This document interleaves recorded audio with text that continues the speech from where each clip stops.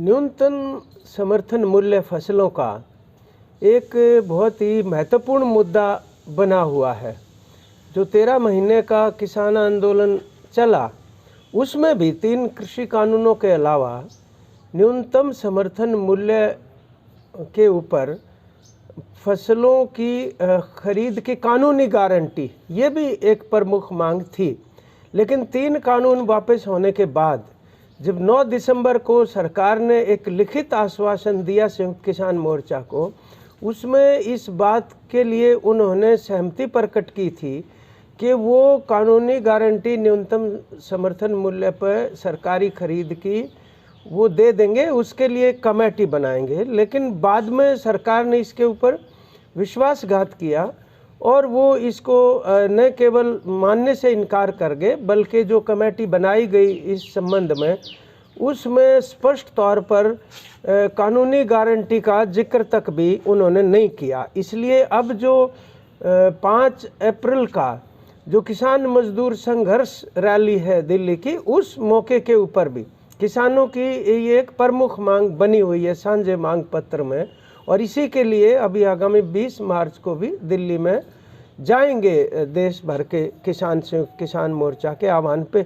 सवाल ये है कि ये कैसे इसकी ज़रूरत पड़ी और इसका औचित्य क्या है और इसका मतलब क्या है। संयुक्त जो न्यूनतम समर्थन मूल्य है वो दरअसल इसलिए आवश्यक है क्योंकि किसान जो पैदा करते हैं कोई भी कृषि का उत्पादन, उसका लागत खर्च जो है वो ज़्यादा है और बढ़ता जा रहा है लगातार, और उसके अनुपात में जो उसकी आमदनी और जो बाजार का मूल्य है या सरकारी मूल्य है वो कम पड़ता है। इसलिए न्यूनतम समर्थन मूल्य लागू किया गया था, नहीं तो कृषि चौपट हो जाएगी। और दूसरा ये क्योंकि इसका पब्लिक डिस्ट्रीब्यूशन सिस्टम यानी राशन प्रणाली के साथ भी सीधा ताल्लुक है, ये दोनों चीज़ें जुड़ी हुई हैं। राशन वितरण प्रणाली अगर सफलता से सभी लोगों को राशन उपलब्ध कराएगी, तभी ये सरकारी खरीद भी सुनिश्चित की जा सकती है। तो एमएसपी और पीडीएस दोनों इस रूप में अंतंग रूप से जुड़े हुए हैं कि एक अगर इसमें से कमज़ोर हो जाएगा तो दूसरा अपने आप कमज़ोर हो जाएगा, एक अगर ठप हो जाएगा तो दूसरा अपने आप ठप हो जाएगा। तो ये प्रणाली चलते चलते लागत मूल्य बढ़ने और उसके अनुपात में आमदनी ना होने से किसानों के ऊपर कर्जा बढ़ रहा है, और इसमें वो भूमिहीन किसान भी शामिल हैं जो ठेके वगैरह के लेकर खेती करते हैं। तो इसलिए ये जब पड़ता नहीं खा रहा था, हम कहते हैं देसी भाषा में, यानी प्रतिकूल संबंध बन गया था आमदनी और खर्चे में, तो 2006 में डॉक्टर स्वामीनाथन आयोग कमीशन नियुक्त किया गया और उन्होंने ये सिफारिश की कि कॉस्ट ऑफ कल्टीवेशन C2 जमा 50%, ये अगर सरकार सुनिश्चित कर देगी तो कृषि और किसान इसके लिए बच सकता है। और इसी संदर्भ में भाजपा ने और मोदी ने 2014 में ये वायदा किया था कि वो सत्ता में आने के बाद स्वामीनाथन आयोग के अनुरूप न्यूनतम समर्थन मूल्य लागू कर देंगे। लेकिन जब वो सत्ता में आ गए और ये मांग उठती रही, तो एक तरफ तो वो संसद में दावा करने लगे कि हम तो खरीद रहे न्यूनतम समर्थन मूल्य पे, लेकिन दूसरी तरफ सच्चाई ये है कि सुप्रीम कोर्ट में उन्होंने हल्फनामा दाखिल करके ये कह दिया इस सरकार ने कि हम C2 + 50% के फार्मूले के आधार के ऊपर ऐसा नहीं कर सकते। तो जाहिर है कि मतलब ये और ज़्यादा विकट परिस्थिति बनती गई, और उदारीकरण के दौर में और भी ज़्यादा सरकार का निवेश कृषि में घटने लगा और मार्केट के रहमो करम के ऊपर छोड़ दिया गया किसान मजदूर का जो भाग्य है, तो और भी स्थिति विकट हो गई और ये कर्जे का जाल बढ़ता गया। हम ये कहना चाहते हैं कि आज जो किसान के ऊपर कर्जा है उसकी जो माफ़ी की बात कहते हैं, हम कह रहे हैं माफ़ी नहीं है, हम कर्जा मुक्ति की बात करते हैं, क्योंकि ये वास्तव में किसान की लूट हुई है जितना उनके ऊपर कर्जा चढ़ा हुआ है। मतलब आप मान लो उदाहरण के रूप में देखने लगे, अगर हरियाणा के अंदर जीरी या धान, उसका आज जो मूल्य है एमएसपी का और जो मूल्य होना चाहिए C2 जमा 50% के हिसाब से, तो 700 रुपये प्रति क्विंटल घाटा है हरियाणा के किसान को।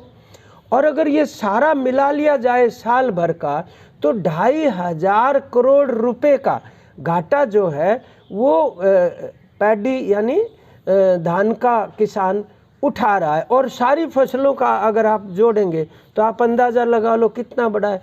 तो ये लूट बंद होना इसके साथ एक बहुत ही जुड़ी हुई बात है। इसलिए हम ये कहना चाहते हैं कि ये एक नीतिगत मसला, ये मांग नहीं है, कई तरह की नीतियां उसके साथ बदलनी पड़ेंगी।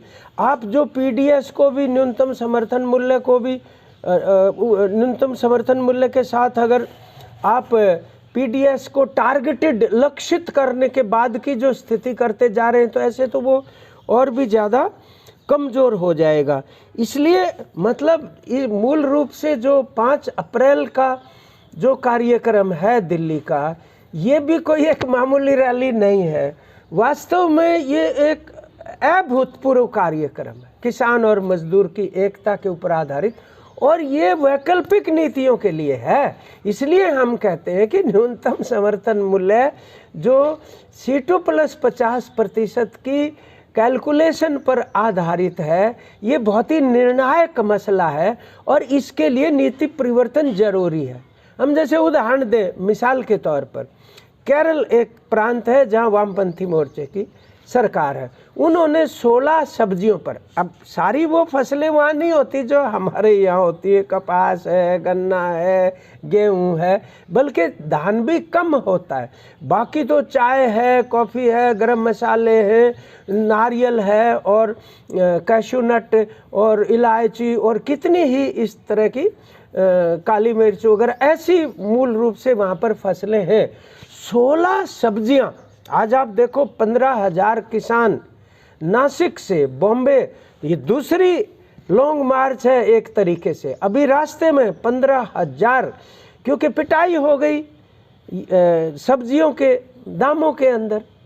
आज मतलब आलू की, टमाटर की और वहाँ ख़ास तौर पे प्याज की, उनकी समर्थन मूल्य लेने के लिए वो आगे बढ़ रहे हैं। ये एक बहुत बड़ा अपने आप में एक ऐतिहासिक कदम है जो दुनिया देख रही है महाराष्ट्र का किसान सभा के नेतृत्व में। तो केरल के अंदर 16 सब्जियों के सपोर्ट प्राइस यानी उनको बेस प्राइस कहते हैं उसको, यानी आधार मूल्य सुनिश्चित कर दिए गए।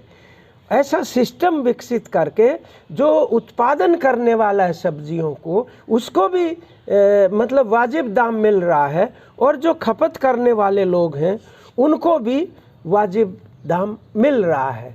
नहीं तो आप देख रहे हैं कि जोन से वाला न्यूनतम समर्थन मूल्य जो C2 + 50% भी नहीं है, उसकी भी दशा क्या है। आज हरियाणा के अंदर सरसों की खरीद नहीं कर रहे वो, इसलिए वो मार्केट वैल्यू के ऊपर न्यूनतम समर्थन मूल्य जो 5,450 रुपये है उससे कम बिक रहा है, 4,500 और उसके बीच में। हम अगर कपास का देखने लगे तो बहुत पिटाई बार बार हो रही, 8,000 रुपये क्विंटल तक कपास बिक चुकी, लेकिन आज जो है 5,000 और 6,000 में कोई नहीं ले रहा। तो इस तरह से हर चीज़ की जो लागत बढ़ रही है, खाद है, बीज है, दवाइयाँ हैं और ज़मीन के किराए भी, वो भी हम कहते हैं कि लागत मूल्य के अंदर जुड़ने जरूरी है, तभी C2 + 50% जो है वो बनता है। इसलिए ये मांग जो है हमारी बहुत ही प्रमुख मांग है और इसके देश भर में उठाना पड़ेगा, क्योंकि अभी तो हरियाणा, पंजाब और थोड़े से इलाके के किसानों को ये मिल रहा है सीमित फसलों के अंदर। सभी कृषि उत्पादों के ऊपर ये मिले और पूरे देश के अंदर मिले। ये बड़ा आंदोलन आने वाले महीनों में देश के अंदर उभरने वाला है और इसका निश्चित तौर पर ये एक मुख्य मुद्दा बनेगा। ये सरकार अगर इस रास्ते को नहीं बदलती है जो किसान मजदूरों की दुर्दशा कर रहा है, तो निश्चित रूप से सरकार को बदलने का मुद्दा उभरने वाला है। इसलिए हम हरियाणा के सभी किसान मजदूरों से और देश भर के किसान मजदूरों से ये अपील करते हैं कि 5 अप्रैल का जो संघर्ष रैली है दिल्ली की, उसमें बढ़ चढ़कर भाग लें और गांव-गांव में अपनी मीटिंगें करके और अपने साधनों की व्यवस्था करके, जो भी साधन मिलते हैं उसमें वहां जाके और एक रिकॉर्ड स्थापित करें। धन्यवाद।